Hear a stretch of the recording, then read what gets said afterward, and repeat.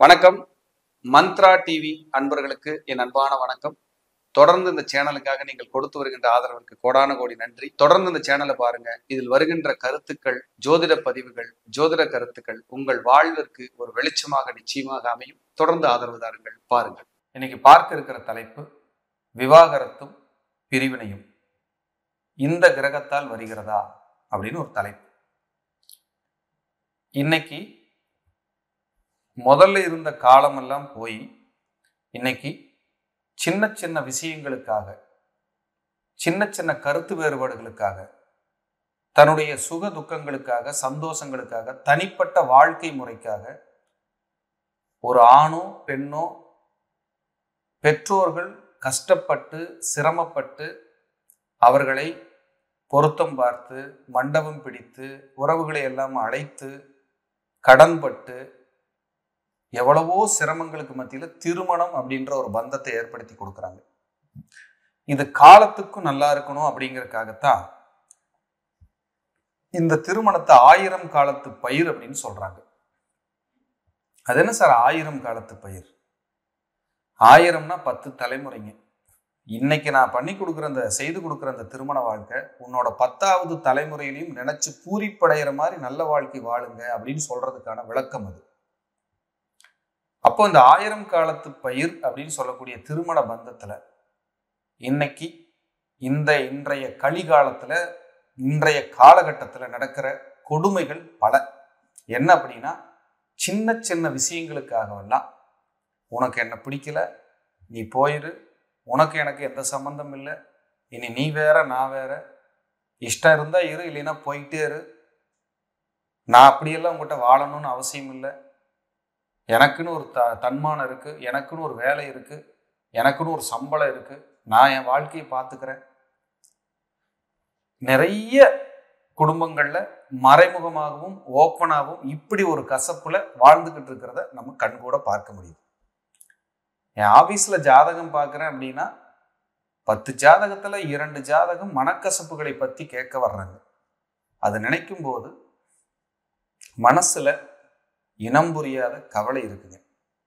ஏன்னா ஒவ்வொரு பெற்றோர்களும் உட்கார்ந்து கண்ணீர் வடித்து, ஏன் எங்களுக்கு மட்டும் இப்படி கசப்பு நடக்குது, இருக்கிறது ஒரே பொண்ணு, இருக்கிறது ஒரே பையன், அவங்க நல்ல வாழ்க்கை வாழ்றதுக்கு எங்களுக்கு கொடுப்பனையே இல்லையா, ஒரு பேரம்பேத்தி கொஞ்சருக்கு எங்களுக்கு பாக்கியமே இல்லையா என்று பெற்றோர்கள் குமுறுகின்ற அந்த குமுறலை சொல்ல வார்த்தைகள் இல்லைங்க. இதை வேதனையோட நான் இப்ப சொல்றேன். ஏன்னா ஒவ்வொருத்தரும் தன்னுடைய ஈகோவுக்காக, தன்னுடைய கர்வத்திற்காக, தன்னுடைய கௌரவத்திற்காக நிறைய தவறு செய்றீங்க. விட்டு கொடுக்கிற மனப்பான்மை இல்லைங்க. கணவன் மனைவியிடத்திலும் மனைவி கணவனிடத்திலும் தோற்று போகும்போது உங்களுக்கு சமுதாயத்தில் மரியாதை கிடைக்கிறது. இதுதான் உண்மை. ஆனா இன்னைக்கு அப்படி யாராவது இந்த வாழ்க்கை வாழ்றாங்களான்னா கிடையாது. நிறைய இடத்துல எரர் இருக்கு, ஃபால்ட் இருக்கு. அக்கேஷனா ஒருத்தர் 2 பேர்ல 10 பேர் 100 பேர் ஓகே வாழ்ந்துகிட்டு இருக்காங்க. அவங்களையும் தவறுலாம் சொல்லலை, எல்லாருமே அப்படித்தான் இருக்காங்கன்னு சொல்ல வரல. ஆனா நீங்க செய்யற இந்த பிரிவினை, இந்த ஈகோவால பிரிஞ்சு போறதுனால உங்களுக்கு ஏற்படக்கூடிய தொந்தரவு உங்க பெற்றோர்களைத்தான் முதல்ல பாதிக்கும். நீங்க சந்தோஷமா இருக்கணும், நீங்க நல்லா இருக்கணும்னு, அதாவது உங்கள் வளர்ச்சியே தன் வளர்ச்சி என்று கருதி வாழ்ந்த பெற்றோர்கள் எத்தனை பேர்? அம்மா அப்பாவை காட்டிலும் கண்ணுக்கு முன்னாடி இருக்கிற தெய்வம் வேற யாராச்சும் இருக்கா சொல்லுங்க? கண்டிப்பா இல்லைங்க. சார் இதுக்கெல்லாம் என்ன சார் காரணம்னா, பிளானட் ரீதியா என்ன மாதிரி கன்ஜெக்ஷன், சேர்க்கைகள் அல்லது கிரகங்கள் இருந்தா ஏன் இப்படி நடக்குன்னு பார்ப்போம். ஒரு பெண் ஜாதகத்தில் செவ்வாய் ராகு, செவ்வாய் கேது இணைஞ்சிருந்தா அது பஞ்சாயத்து பண்ற ஜாதகம் தான். ஒரு ஆண் ஜாதகத்தில் சுக்கிரன் ராகு, சுக்கிரன் கேது இணைஞ்சிருந்தா அதுவும் பஞ்சாயத்து பண்ற ஜாதகம் தான். இவங்க வீட்டுக்குள்ள வெளியில சந்தோஷமா இருக்கிற மாதிரி ஒரு நடனம் நாடகம் நடந்தாலும் அவங்க ரூம்குள்ள ஒரு கசப்பும் ஒரு மன இறுக்கமும் அதை நினைச்சு ஒரு வேதனையும் கண்டிப்பா ஃபீல் பண்ணுவாங்க. ஃபீல் பண்ணாம வாழ முடியாது. அப்படி சுக்கிரன் ராகு செவ்வாய் கேது ஆணுக்கும் பெண்ணுக்கும் இருந்து சந்தோஷமா இருந்தாங்கன்னா அவங்க அப்பா அம்மானால ஒரு தொந்தரவு வராம போகாதுங்க. இதெல்லாம் நீங்க அனுபவத்துல பார்க்கலாம். ஒரு வீட்டில் ஒரு ஆணுக்கு சுக்கிரன் ராகு, ஒரு பெண்ணுக்கு செவ்வாய் கேது இருந்துட்டாலே அவங்க குடும்பமா இருக்காம தனித்த குடித்தனம் போயிடுறது சேஃப். இல்லைன்னா கசப்பை கண்டிப்பா கொண்டு வந்து கக்கிட்டு போயிருங்க. ஒரு ஜாதகத்துல ஆணுக்கானாலும் பெண்ணுக்கானாலும் பொருத்தம் பார்க்கும்போது தயவு செய்து நல்லபடியா பார்த்து 8 பொருத்தம் 10 பொருத்தம், எங்க ஜோசியர் சொல்லிட்டாரு 10 இருக்குன்னு கல்யாணம் பண்ண வச்சுட்டாரு, 8 இருக்குன்னு கல்யாணம், அதெல்லாம் இல்லைங்க. முதல்ல கிரக பொருத்தம் பாருங்க. ஆணுக்கு இருக்கிற கிரகமும் பெண்ணுக்கு இருக்கிற கிரகமும் அவங்க சேர்ந்து பயணிக்க தகுதி இருக்கான்னு செக் பண்ணுங்க முதல்ல. அதை பண்ணிட்டு நீங்க செய்யறது தான் முதல் புத்திசாலித்தனம். என்னதான் பொருத்தம் ஸ்ட்ராங்கா பார்த்தாலும் எரர் வருது அப்படின்னா, இந்த செவ்வாய் ராகு செவ்வாய் கேது பெண் ஜாதகத்திலும், சுக்கிரன் கேது சுக்கிரன் ராகு ஆண் ஜாதகத்திலும் இருப்பது ஒரு எரர். இதுக்கு குரு பார்வை இருந்துட்டா 4 செவத்துக்குள்ள சண்டை கட்டிட்டு வண்டி ஓடிடும். குரு பார்வை இல்லைன்னா சமுதாயத்துக்கு வெளிச்சம் போட்டு காட்டிடும். குறிப்பா விவாகரத்து பிரிவினை அப்படின்னு வந்தாலே ஒரு ஜாதகத்துல எந்த தசாபுத்தி இருக்கும் அப்படின்னா, யாருக்கெல்லாம் லக்ன தசா நடக்குதோ, லக்னாதிபதி தசா நடக்குதோ, யாருக்கெல்லாம் 6ஆம் அதிபதி தசாபுத்தி நடக்குதோ, யாருக்கெல்லாம் 10ஆம் அதிபதி தசாபுத்தி நடக்குதோ, இவர்களுக்கெல்லாம் பிரிவினையை எளிதில் கொடுக்கின்ற போது போல் ஈஸியா அமைஞ்சிருங்க. ஒருத்தர் பிரிவினை டைவர்ஸ்ன்னு ஒரு வார்த்தை பேசுறாங்க, அந்த குடும்பத்துல நடக்குதுன்னா இந்த தசாபுத்திகள், இந்த பாவகத்தோட தசாபுத்திகள் இல்லாம இந்த வார்த்தை வராது. ஏன் சார் இந்த பாவத்துக்கு அப்படின்னா, குடும்பம்னு 2ஆம் பாவத்துக்கு விரய பாவம் லக்ன பாவம்.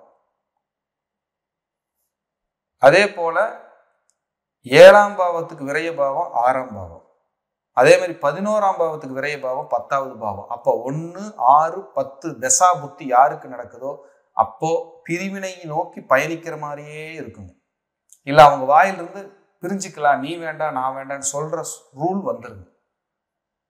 அப்போ இந்த மாதிரி ஆணுக்கும் 1, 6, 10 தசாபுத்திகளோ அல்லது பெண்ணுக்கு 1, 6, 10 தசாபுத்திகளோ நடக்கும்போது இருவரையும் என்ன யோகங்கள் இருந்தாலும் இணைச்சு வைக்காதீங்க. கசப்பை கட்டாயம் கொடுக்குங்க. கொடுத்து ஒரு மன நிம்மதி கெடுக்காம இந்த தசாபுத்திகள் போகாதுங்க. அப்படி நீங்கள் திருமணத்தில் இந்த தசாபுத்திகள் எல்லாம் ஆணுக்கோ பெண்ணுக்கோ இணைஞ்சு வர்ற மாதிரி சம்பந்தம் இருந்ததுன்னா தயவு செய்து அப்படி செய்து வைக்கும் போது ஒரு கசப்பை கொடுக்குது. சார் அப்படி தசாபுத்தி இருக்கும்போது நாங்கள் கல்யாணம் பண்ணி வச்சிட்டோம், என்ன சார் பண்றதுன்னா, காம்ப்ரமைஸா ஒருத்தருக்கு ஒருத்தர் புரிஞ்சுக்கிட்டு நான் விட்டு கொடுக்குறேன் நீ விட்டு கொடுக்குறேன்னு வாழ்ந்தா மட்டும்தான் அந்த வண்டி நகரும். இல்லைன்னா குழந்தைகளால் பெற்றோருக்கு கடுமையான மன இறுக்கம் வந்தே தீரும். ஸோ இதெல்லாம் பார்த்து புரிஞ்சு தசாபுத்திகள்ல கோச்சாரங்கள்ல எப்படி இருக்கு, தசாபுத்திகள் எப்படி இருக்கு, கிரக பொருத்தங்கள் எப்படி இருக்குன்னு பார்த்து கல்யாணம் பண்ணி வச்சா அந்த குடும்பம் வளர்ச்சியும் மகிழ்ச்சியும் நோக்கி பயணிக்கும். நாம ஜோதிடரா இருக்கிறோம், யாராவது நம்ம கிட்ட வர்றாங்கன்னா ஏற்கனவே இயற்கையாகவே அந்த ஜாதகம் கசப்பா இருக்குதுன்னா கண்டிப்பா அவர் ஜோதிடர் எடுத்து சொல்லிடணுங்க. உங்களுக்கு இந்த மாதிரி கசப்பு இருக்கு, போராட்டம் இருக்கு, நீங்க கொஞ்சம் நிதானமா போகணும், பார்த்து தான் போகணும்னு எச்சரிக்கிறது ஜோதிடரோட கடமை. அதை கண்டிப்பா மானசீகமா எல்லா ஜோதிடரும் செய்யணுங்க. அப்படி செய்யும்போது அதுல எந்த நெருடலும் இல்லாம அவங்க நல்ல வாழ்க்கை வாழ முடியும் என்று சொல்லி, பிரிவினை வேண்டாம், மனமகிழ்ச்சியோடு அகமகிழ்ச்சியோடு குணபேதத்தோடு யார் மனதும் புண்படாத எல்லோரும் நல்ல வாழ்க்கை வாழ வேண்டும் என்று எல்லாம் வல்ல அன்னை வாராகியும் மகாபெரிவரை வணங்கி மீண்டும் ஒரு நல்ல பதிவிலே சந்திக்கிறேன். அதுவரை தற்காலிகமாக உங்களிடமிருந்து விடைபெறுவது அவினாசி ஜோதிலிங்கம். நன்றி, வணக்கம், வாழ்க வளமுடன். தொடர்ந்து இந்த சேனலுக்காக நீங்கள் கொடுத்து வருகின்ற ஆதரவிற்கு கோடான கோடி நன்றி. தொடர்ந்து இந்த சேனலை பாருங்க. இதில் வருகின்ற கருத்துக்கள், ஜோதிட பதிவுகள், ஜோதிட கருத்துக்கள் உங்கள் வாழ்விற்கு ஒரு வெளிச்சமாக நிச்சயமாக அமையும். தொடர்ந்து ஆதரவு தாருங்கள், பாருங்கள்.